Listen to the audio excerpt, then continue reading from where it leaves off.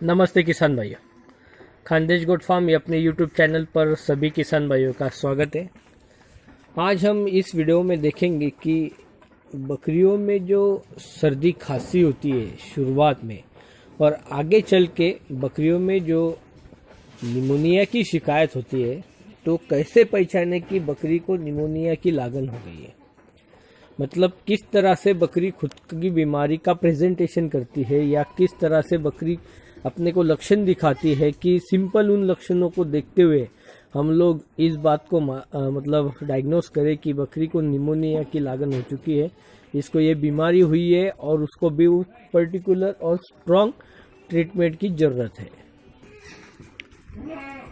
क्योंकि निमोनिया ये ऐसी बीमारी है बकरियों के अंदर कि अगर हम लोग निमोनिया पे टाइम पे अगर एक प्रॉपर ट्रीटमेंट नहीं कर पाते हैं तो बकरियों में मॉर्टेलिटी मतलब बकरियों का मरना लगभग बहुत ज़्यादा होता है।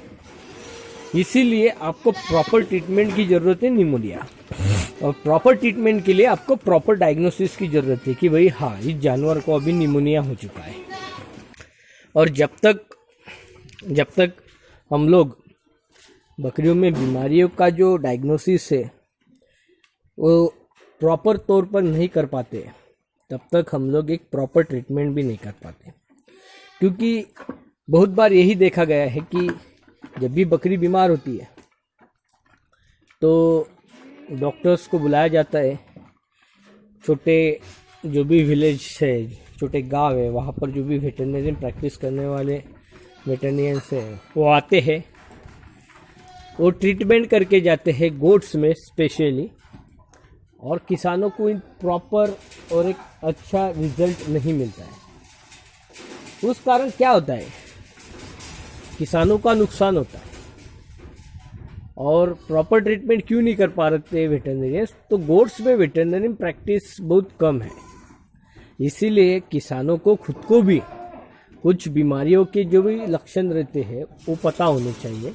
किसानों को भी अपनी बकरियों की बीमारियों के बारे में अच्छा खासा नॉलेज होना चाहिए। सिर्फ आप अगर वेटरनरियन डॉक्टर्स के ट्रीटमेंट पे, डायग्नोसिस पे निर्भर रहना चाहते हैं तो मेरे कुछ पिछले सालों का एक्सपीरियंस और जो भी यहाँ आस पड़ोस में जो भी किसान भाई बकरी पालन का व्यवसाय कर रहे हैं उनका जो भी कुछ अनुभव रहा है वेटरनरियन डॉक्टर्स के साथ में वो कुछ खासा ठीक नहीं रहा है।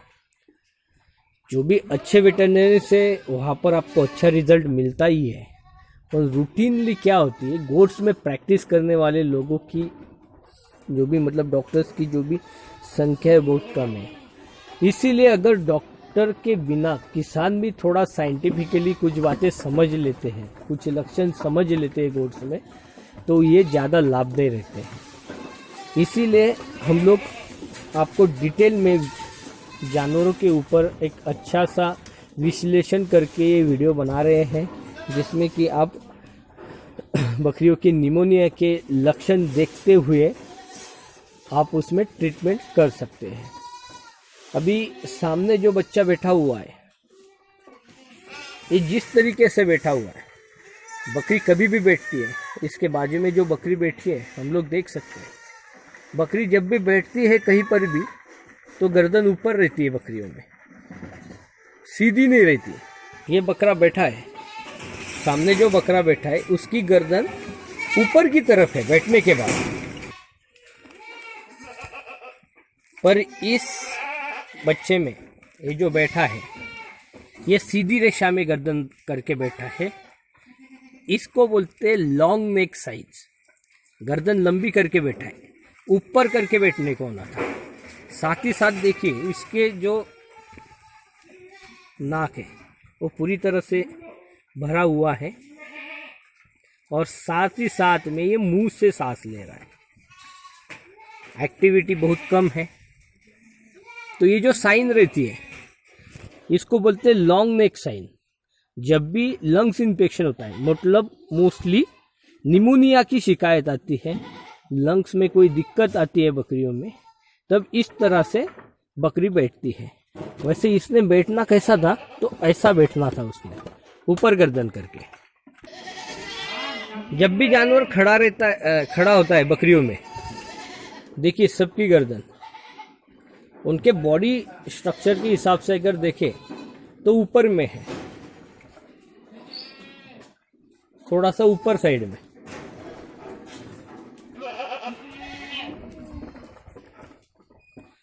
पर उसी बच्चे की गर्दन देखिए पूरा स्ट्रेट है, पैरेलल ऊपर में होना था। पीछे खड़ी बकरी की गर्दन देखिए कितनी ऊपर है, इस बच्चे की स्ट्रेट लाइन में, लॉन्ग नेक। मुंह से पूरा श्राव आ रहा है और साथ ही साथ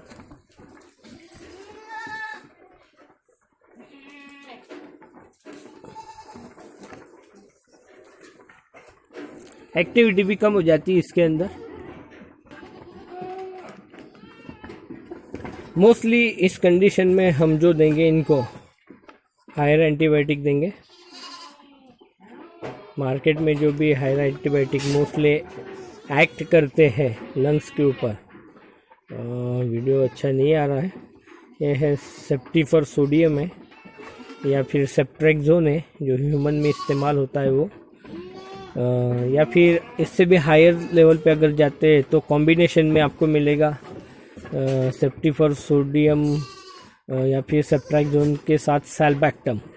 ये ड्रग्स बहुत अच्छे से वर्क करते हैं निमोनिक स्टेज में, क्योंकि यहाँ पे ट्रीटमेंट इतनी ज़रूरी होती है, क्योंकि आगे अगर लंग्स फेल्योर में जाता है जानवर निमोनिया के कारण तो मॉर्टेलिटी बहुत ज़्यादा होती है निमोनिया के अंदर। इसीलिए आपको जब भी ट्रीटमेंट करना है ये हायर एंटीबायोटिक के साथ प्रॉपर डोजेज में ही ट्रीटमेंट करना है आपको। तो हम अब इस किड्स को देंगे सेप्टिफर सोडियम, रेगुलर बेसिस पे देंगे 3 से 4 दिनों के लिए। और ये जो अभी नाक पूरा मतलब म्यूकस के कारण या जो भी सिक्रीशन है उसके कारण जो फिल हो जाता है, इसके लिए रेगुलरली दिन में 4 से 5 बार इसको साफ करते रहेंगे। ऐसा करने से मतलब सांस लेने में दिक्कत नहीं आएगी, वो अच्छे से सांस ले सकता है। और साथ ही साथ में इंजेक्शन एंटीबायोटिक चलते रहेंगे तो भी ठीक है।